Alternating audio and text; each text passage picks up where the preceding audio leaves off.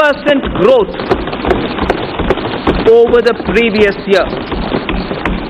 I propose to further consolidate, Speaker Sir, the gains in order to make India a more attractive FDI destination. The government will examine suggestions of further opening up of FDI in aviation, in media, animation, ABGC, and insurance sectors in consultation with all stakeholders. 100% foreign direct investment will be permitted for insurance intermediaries. Local sourcing norms will be eased for the FDI in single brand retail sector. Single brand retail sector.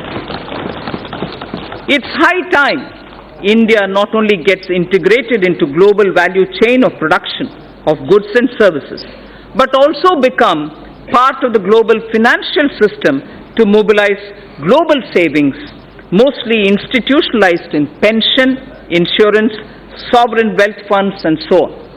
The government is contemplating organizing an annual Global Investors Meet in India using National Infrastructure Investment Fund as the anchor to get all three sets of global players, top industrialists, corporate leaders, top pension, insurance, sovereign wealth funds, top pension, insurance, and sovereign wealth funds, and top digital technology and venture funds also.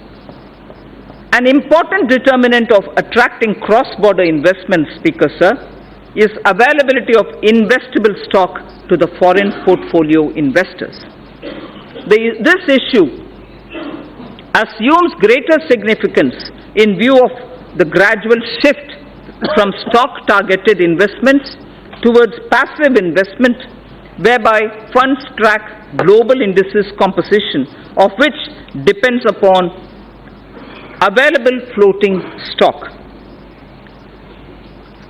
Accordingly, I propose to increase the statutory limit for FBI investment in a company from 24% to sectoral foreign investment limit, with option given to the concerned corporates to limit it to a lower threshold.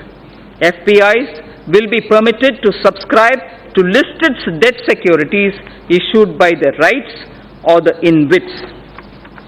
Even though India is the world's top remittance recipient, NRI investment in Indian capital markets is comparatively less. With a view to provide NRIs with seamless access to Indian equities, I propose to merge the NRI portfolio investment scheme route with the foreign portfolio investment route. New and innovative financial instruments have been launched in the last 5 years, like Infrastructure Investment Trust, the InvITs which I referred to a minute ago, Real Estate Investment Trust, the REITs which I referred to a minute ago, as well as models like Toll Operate Transfer, the TOT, as part of the Brownfield Asset Modernization Strategy for augmenting infrastructure investment. India has had a reasonable success in brownfield asset monetization, and several InvITs and one REIT transaction have already been completed. Additionally, the National Highways Authority, NHAI, carried out one TOT transaction as well. The cumulative resources garnered through these instruments and model, Speaker Sir, exceed 24,000 crores of rupees. India has emerged as a major space power with the technology and ability to launch satellites and other space products at globally low-cost level. Time has come to harness this ability commercially. A public sector enterprise, namely New Space India Limited, NSIL, has been incorporated as a new commercial arm of the Department of Space to tap the benefits of the research and development carried out by ISRO Indian Space Research Organization. The company will spearhead commercialization of various space products, including production of launch vehicles, transfer of technologies, and marketing of space products. Sir, I've all the while spoken about the various means through which we can, at a macro level, reaching the $5 trillion target. Now, I would just confine myself to talking about Gramin Bharat, the rural India, the various steps which we'll take towards strengthening our economy.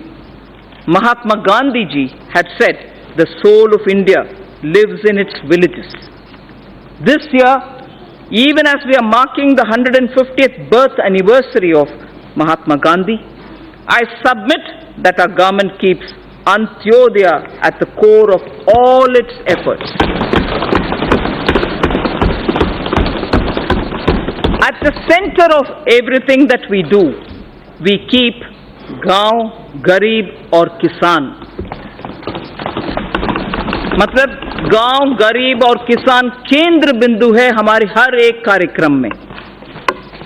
Honorable Prime Minister's two mega initiatives of Ujjwala Yojana and Saubhagya Yojana have transformed the lives of every rural family, dramatically improving ease of their living. Household access to clean cooking gas has seen an unprecedented expansion through provision of more than 7 crore LPG connections.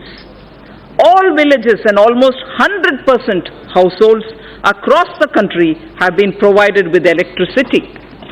A combination of efficient implementation and enthusiastic adoption has significantly improved access to energy for rural households. By 2022, the 75th year of Indian independence, I would like to assure the nation that every single rural family, except those who are unwilling to take the connection, Speaker sir, it's important to understand, except those who are unwilling to take the connection will have an electricity and a clean cooking facility.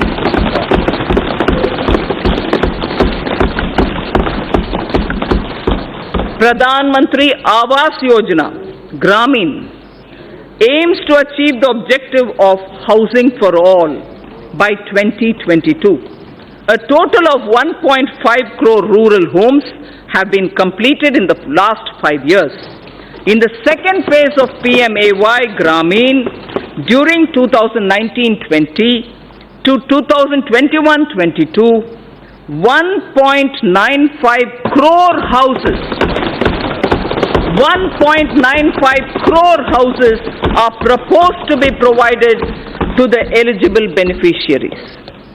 These houses are also being provided with amenities like toilets, electricity, and LPG connections. With the use of technology, the DBT platform, the Direct Benefit Transfer platform, and technology inputs, average number of days for completion of houses has been reduced from 314 days in 2015 and 16. It took us 314 days, Speaker sir. Now it is only 114 days. Please allow me to repeat this. If the completion of houses required 314 days in 2015-16, by the time it was 2017-18, it has now come down to only 114 days, and that is why the scale of our achievement is possible. Fishing and fishermen.